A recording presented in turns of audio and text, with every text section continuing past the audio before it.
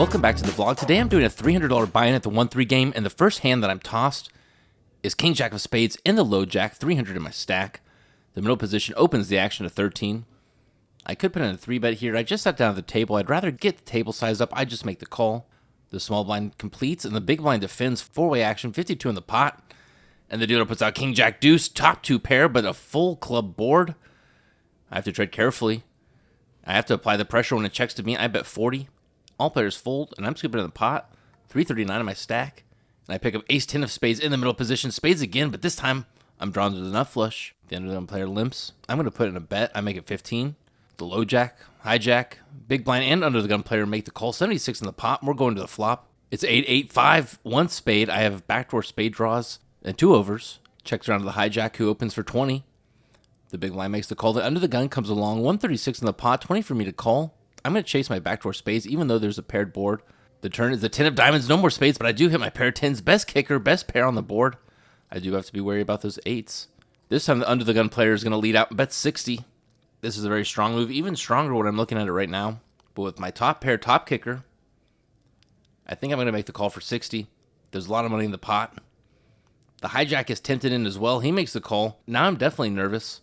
The river comes out to 7 of spades, and the under-the-gun player goes for a very small bet again, makes it 80.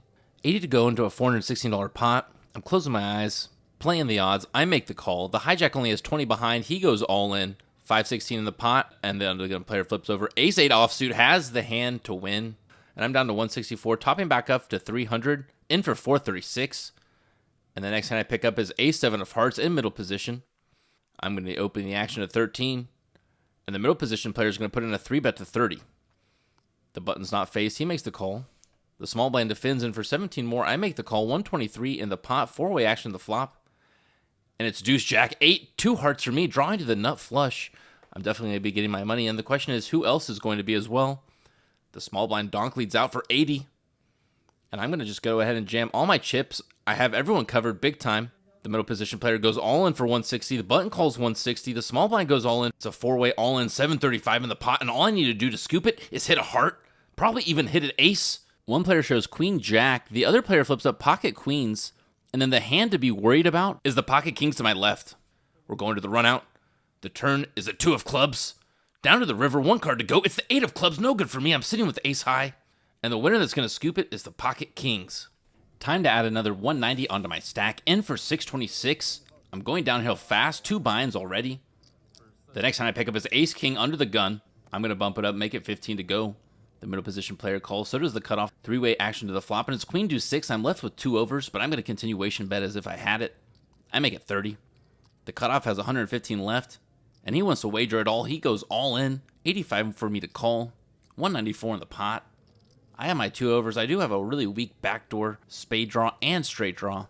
I'm going to gamble. I'm down. I make the call. 279 in the pot. We're going to a run out again.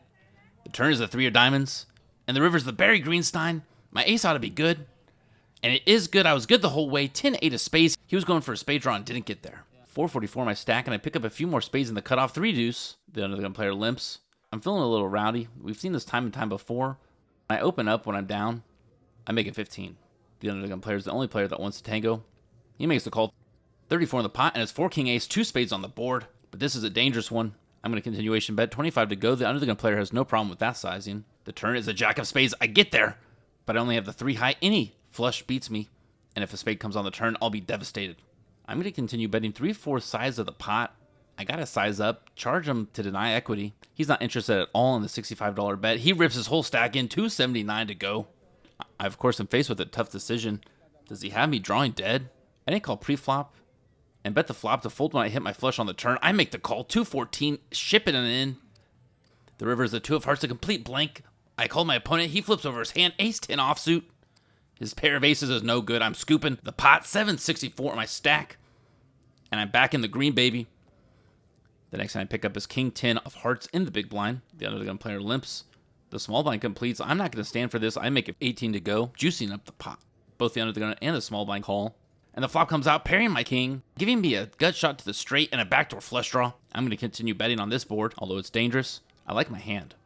I make it 25, and only the under-the-gun player wants to call. We're going to the turn. It's the 5 of hearts. I love to see the heart picking up extra outs. I'm going to continue betting in case I hit so I can build the pot. And also, it'll increase my fold equity. I make it 70, and the other gun player has no problem with that price.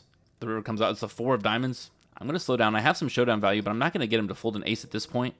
I check it to him, hoping to go to showdown. He has other plans. He rips $300 in. There's no way I'm going to call, but just for a little extra analysis, I definitely think with a bet this size, at these stakes, he's not bluffing. I think he definitely has it. I make the fold. 622 in my stack. I make a table change and go through quite the dry spell. I fold away a bunch of hands, and then I pick up a queen jack offsuit in the cutoff. Folds around to me. I open the action to 13, and the big blind's the only player that wants to play. He defends his blind, and the flop comes out 7 jack ace. I connect with middle pair. I want to get to showdown and pot control along the way. My opponent checks, and I check back. The turn is the queen of spades, giving me 2 pair. And the big blind leads into me this time. 4 reds, 20 to go. There are a lot of hands that still beat me. Straights and better 2 pairs. I'm just going to make the call. The river comes out the 2 of spades. Now I have flushes to worry about. The big blind seems to worry about him too because he checks over to me. I'm going to be betting for thin value. What do I think I can get out of him? I'm targeting any 1 pair or better. I make it 45. My opponent takes a while before he calls. I think I'm going to be good scooping the pot, but no, he flips over ace jack. 2 pairs better than mine. I play in very small pots, having to fold away on the flop. Drop my stack down to 441. If you want to support the channel, don't forget to take a second and drop a like. Thank you very much. The next thing I pick up is jack 9 of hearts in the cutoff. There's a button straddle, and the other gun player opens it up for 26. This is definitely a 3-bitter fold hand, leaning towards fold. I don't do either. I make a weak call. The button calls as well. 3-way action, 82 in the pot, and the flop comes jack, queen, king. I hit my bottom pair. I have a gut shot and backdoor flush draw. This is a pretty solid hand. I'm pretty happy with it. The other gun player leads out for 30. I'm content with calling. And so is the button. Still 3 ways, 172 in this building pot. And the turn's the 3 of diamonds. It's not an out I want to see. Doesn't give me any additional equity. And the other gun player puts 135 in the pot. Way too much for me to call. I fold. 385 in my stack, and I pick up ace jack of diamonds in middle position. I open the action at 15. The low jack, button, and small blind all make the call. We're headed 4 ways to the flop, and it comes out queen ace 5. Connect with my top pair. Great kicker. Checks to me. I continuation bet $30. The low jack calls.